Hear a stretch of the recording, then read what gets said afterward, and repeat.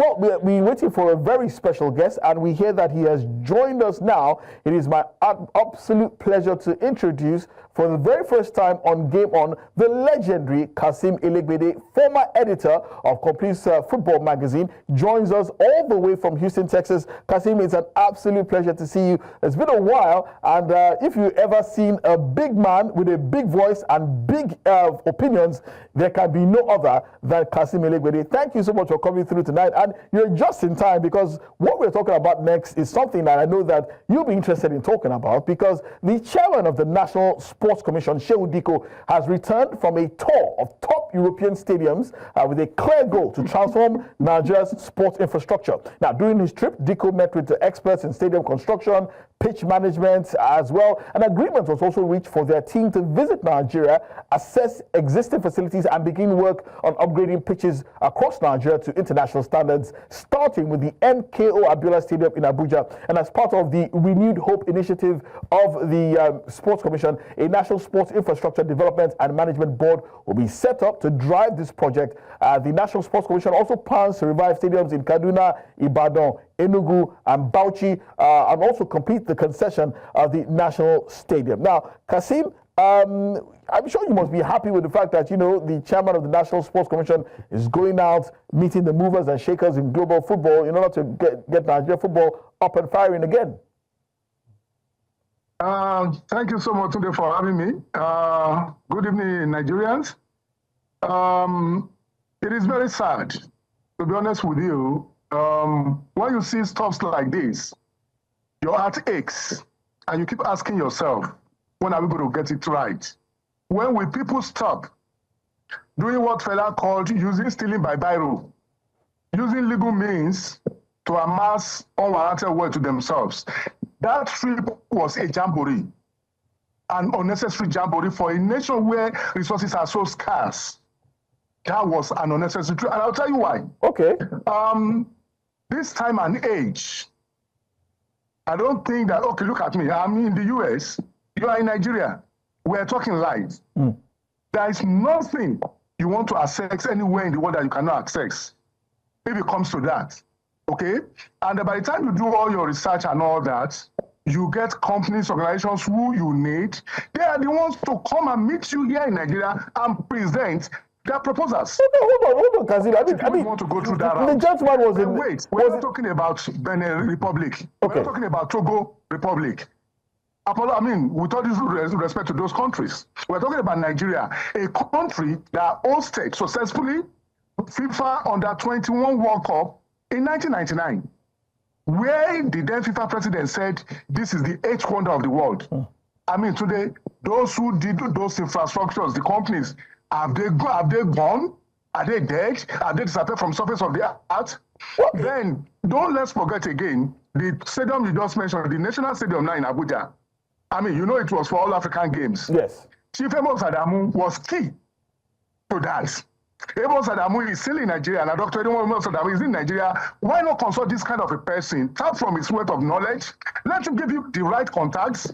Then you do the right thing. You do not need to leave the doors of you. And I mean, it's sickening. And I hope President Bola Ahmed Tinubu is listening to this, is watching this. Okay. Because, I mean, we are complaining that resources are scarce. We don't have resources. Lecturers are striking here and there. Doctors are complaining, they're striking. And then you have some people who because of extra codes. Sorry. Necessary trips. Okay, Kasim, sorry to cut you short. But I need you to react to this. I mean, he went to Europe.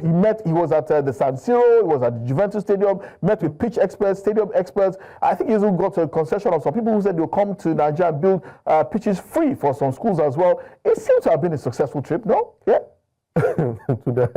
I don't know what you want me to say. I'm not surprised that some people are saying it is successful. You know the way it is. You know the way it is. I just need to respond. Wait, hold on. They know the way they pocket some of our colleagues so that they will continue to launder their image. What is successful? Is that trip necessary? Excuse me. If they are going to even execute anything at all, is it the chairman of the NSC that will be the executioner? No. You need technocrats. You need people who actually supervise the contractors. Wow. And we haven't reached that stage yet. Okay. Nobody has even submitted any proposal yet. Okay. So why are we putting cart before the horse? Simply because we want to line our pockets. This is why some of us will continue to shout. Okay, Kazim, this cannot continue forever. Yes, I understand that your diatribe too cannot continue forever because we are hard pressed for time, and we really have to take our very next story, which is one that a lot of people have been worried about. It has to do with this particular player, prolific Nigerian striker Victor Osimhen. He faces a pivotal career juncture at his loan spell to Galatasaray will conclude in June. Currently contracted to Napoli, he's been at Galatasaray. He scored 30 goals in all competitions. He's attracted interest from everywhere, from Premier League giants, Manchester United, Chelsea, there's Liverpool. We're even hearing that Barcelona are key on him as well. Where does Victor Osimhen, what will be the best possible outcome for Victor Osimhen? Where there's a £63 million buyout clause as well. Liverpool would like an upgrade on Darwin Núñez. Chelsea also need an upgrade on Nicholas Jackson. Manchester United need an upgrade on Højlund as well. I would really... Yeah. Where do you think he could go? Should he stay at Galatasaray? That's a possibility as well. Yeah, I think he should go to the EPL. For me, I think he should go to the EPL. You know, Osimhen has shown what he's capable of doing. He scored his 30th goal of the season in 35 matches in the Turkish Super League. In the Serie A, we all saw what he did, helping Napoli to win the Italian Serie A for the first time over 3 decades. So I think he's a player for the top clubs, and he should go to the EPL. He's painting everywhere it goes, scoring for Nigeria, scoring for his club. So this is the best time for him to go to the EPL. The last time, I think last season, he was among the top 5 in the world. He almost, during the Ballon d'Or ceremony. So it shows that he's a player meant for the top. So let's talk about Saudi Arabia. Maybe the offer was tempting, but this is the period that he needs to play among the best. So any of the clubs in the top 3, top 4 in the EPL, should be suitable for Victor Osimhen. Kasim, there's also the possibility he might go back to Napoli as well. They've only scored 57 goals this season as well. There's a life-changing offer in Saudi Arabia as well. There's even the possibility of staying in Galatasaray. In your opinion, where should Victor Osimhen go this summer? It will be a disaster if Victor Osimhen remains in Turkey. His talent is far beyond that league. He deserves to play in the best league in the world, and that is the EPL. I mean, look at him. He's got pace. He's got power. His sports goes for fun. Okay? So he's tailor-made for the EPL. But I'm not surprised because there are a lot of things behind the scene happening when it comes to contracts. One, the quality of the agent. Because, I mean, it was an agent that took him from Napoli to Galatasaray. I don't know the kind of contract he signed with Napoli that it became so difficult for the top teams in England to price him away. Because EPL is crying for Osimhen. Osimhen is crying for EPL. I mean, you can't be talking about Saudi Arabia or any backwater leagues now. The guy is at the peak of his career, and this is when he should go to his EPL and explode.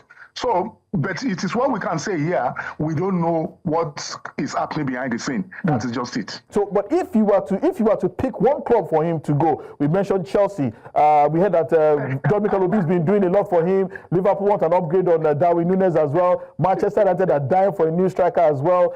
So they don't go too far. If you are Osimhen, and everybody is offering the same amount of money from this club that you mentioned, where will you go? Don't you want to put the gold badge on your jersey? Before anybody accuses me of Liverpool bias. Of course. Obviously there's Liverpool bias there. I mean, the only club he cannot go right now in EPL is Manchester City because they have Haaland. He's not going to be sitting on the bench. Any other club in EPL today, Osimhen will fit in and is good to bring a lot of things to the table. I totally agree. Well, on that note, we'd like to end the show. Thank you so much for joining us, Kasim Elegbede. It's an absolute pleasure to have you on the show. Hopefully, this will not be the last time, but it's been very entertaining. Your voice is always very, very vociferous and particularly compelling with the little that you've given us tonight. Thank you so much for coming through tonight. And of course, Onyemuchiwa Chukwu is also a big part of our programming here. To my producers, my editors, to the sound engineer, and also all the video editors as well as the graphics editors as well. Thank you so much for making this broadcast possible. But gentlemen...